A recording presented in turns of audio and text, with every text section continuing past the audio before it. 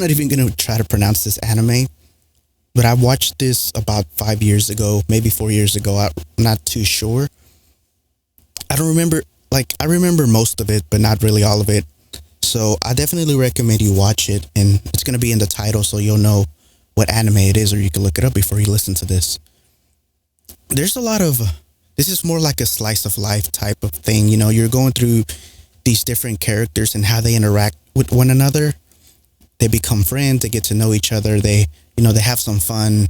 Sometimes there's hardships between the friendships and between their lives and family stuff and just different romance and that type of stuff. Is I would just consider it like a slice of life. I don't think it's too much heavily romantic in any way. Like, yeah, there's some romantic interest within the characters, but it doesn't seem to be like the main focus of it. And I remember when I watched this, for sure, it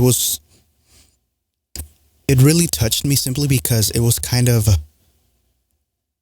a reflection of things that you sort of been through. Like, I know the last few episodes were probably the most heartbreaking for me, even though it didn't end up the way, well, some parts didn't end up the way that I thought. I was kind of confused. I was like, I thought you were leaving and you just like move next door or whatever. Still, the concept or whatever, these things still happen between people. Like, it's based on like these people that are kind of living in a dorm together, sort of, and they become really close friends with one another. So they get to know one another, they end up hanging out, they end up eating together and all this other stuff, and they become really good friends. But along the way, each of these characters have like things that they kind of want to achieve and stuff that they're striving to do and places where they want to be in life in the future. So they're kind of like sort of thinking of ahead of what they want to do as a career, what kind of value they want to provide to society. It has a lot of emotional parts. It has a lot of funny parts as well, because Mashiru, I think that's how you pronounce her name, Mashiro. She she really doesn't know how to do much of anything by herself, because she was sort of always sheltered, and all she ever knew was how to, like, a really creative artist.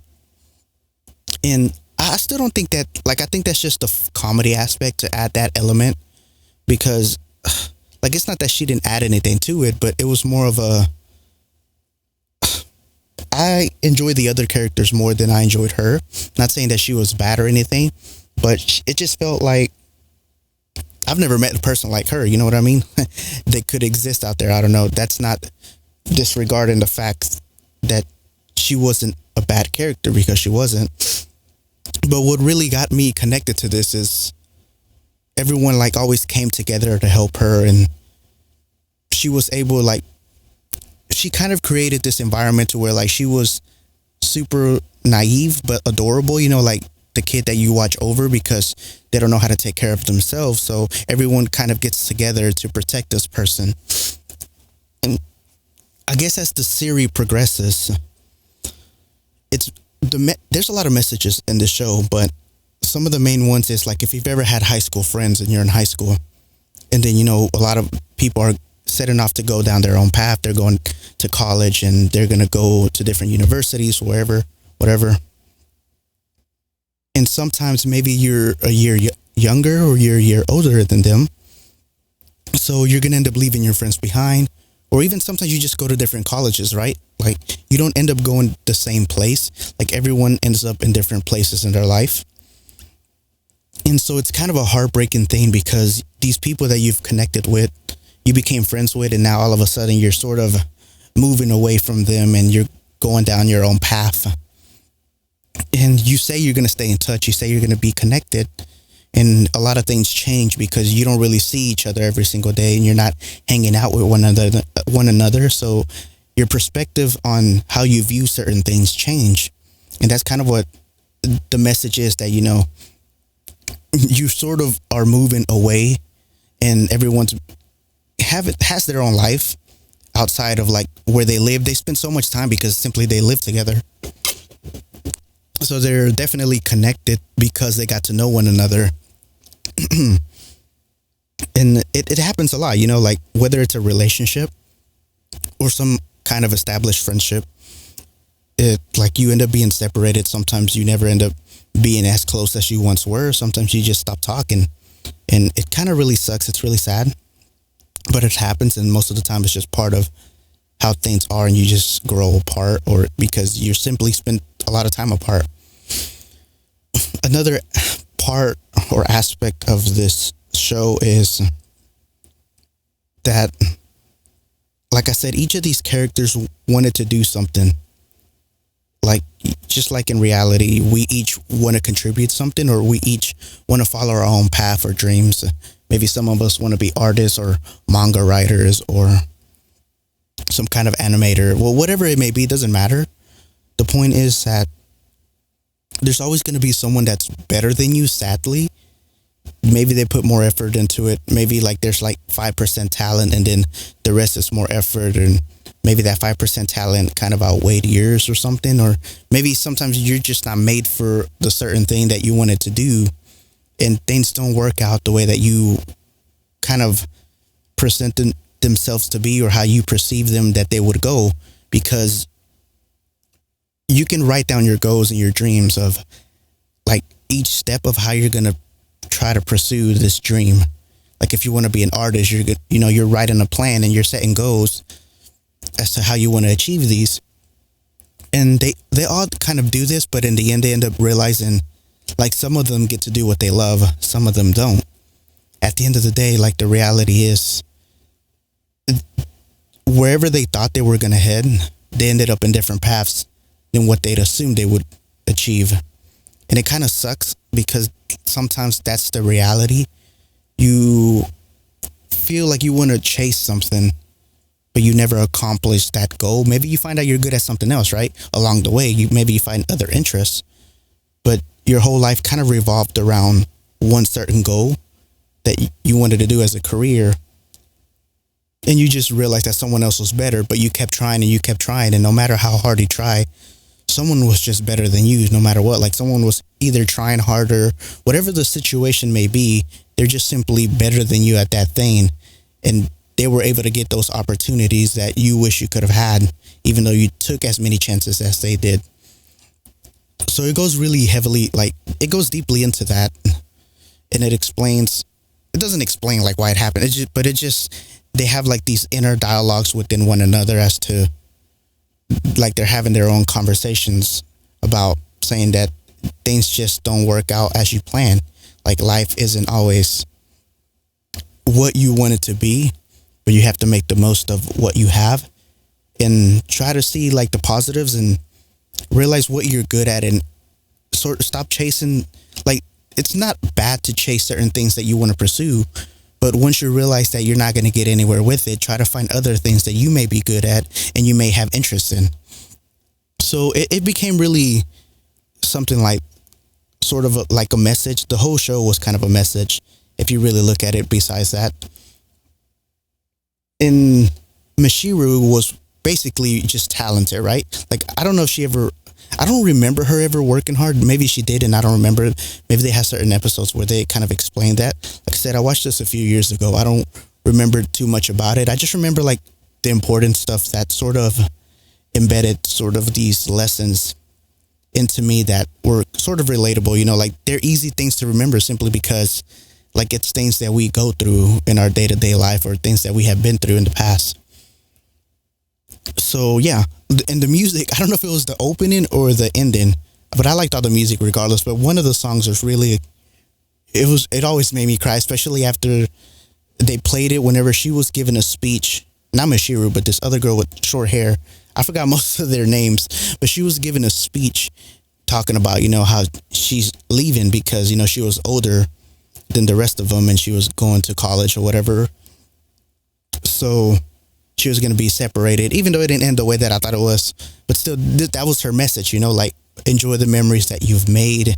It was good that she got to express who she was, and she had the people around her that loved her and cared about her so much that she never like had that like genuine people to be there for her. So, and then that song started playing and I was like, it fits perfectly and it's a beautiful speech. I I don't know, like that made me really cry. A lot of episodes made me cry. I just really started reflecting on a lot of things about what happened, and it sort of took me back, and it was like, yeah, I mean, sometimes stuff like that happens, and it kind of sucks. And sometimes things don't work out the way you want it to. Yeah, and I get some people don't like these type of animes because why would you want to watch other people living their lives when you're barely living your own, right? I guess, but a lot of people do enjoy like slice of life, and I don't consider this to be anything like a romance. Yeah, there was love interest, but I don't know. There's other romantic shows that literally revolve around romance. So yeah, some people do enjoy romance because it's something beautiful that you can kind of see other people and their progression of how they fall in love and how that relationship ends up working out. But this one is mainly about people living their lives and trying to figure things out, trying to see what directions they want to go, and then figuring out some of them, not all of them, but some of their dreams don't come true no matter how much effort they put into it. And sometimes they have to just move away from that and do something else that's productive and maybe find a different path that they enjoy.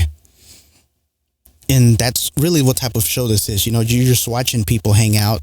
You're watching people go through certain experiences. And I get that it may not be everybody's type of show because like you're going through your own experience. You're living your own life. Why do you want to see someone else go through something that's not really, I would say, I guess you could call it not interesting, but it's sort of interesting to me seeing a different perspective of how, even though it's unrealistic to some extent, like there's certain things that it's overly like fan service. If you like that type of stuff, I'm not really like too fond of it, but it's whatever, doesn't bother me. But it's not like I'm like, oh, fan service. But everyone has their unique things that they kind of enjoy in a series. And this was one of my favorites back then when I watched it. It was just an impactful show for me. I don't know if it got good reviews or not because I didn't really see a lot of people talking about it at the time. I've recently, I think the past 2 years, I've seen people probably watch it. It's when I started seeing reviews. So yeah, there's a lot of love things that I would consider like love anime, like My Love Story. It was a really cute romance anime. Blue Spring Ride, Clanad. There's a lot of them. I think I would consider Your Lie in April to be sort of like a love story to some extent. More than this one, at least, for sure. And I mean, there's not really much to say about this show. Definitely, like, the animation is really, like, super colorful, super vibrant. But usually when I watch any type of anime, I mainly talk about, not in general the story in depth, but more about the lessons that you can kind of take away from the anime, which make it, whether you want to agree or not, it's fine. But to me, makes it that much more enjoyable. You know, like Dragon Ball Z and Demon Slayer and all these different types of shows that have fighting and all that, they have their place as well as this has their place. And then there's other type of like super like depressing shows where things never work out, and those have their place. And I think it's all a good variety of things to watch. It's really good. I liked it. Let me know what you thought about it. If you watched it and maybe it's not your type of show, maybe you didn't enjoy it. Maybe you have a different perspective than mine, which is totally fine, but I like to hear it if you want to talk about it, and I'm willing to read it if you leave a comment or whatever.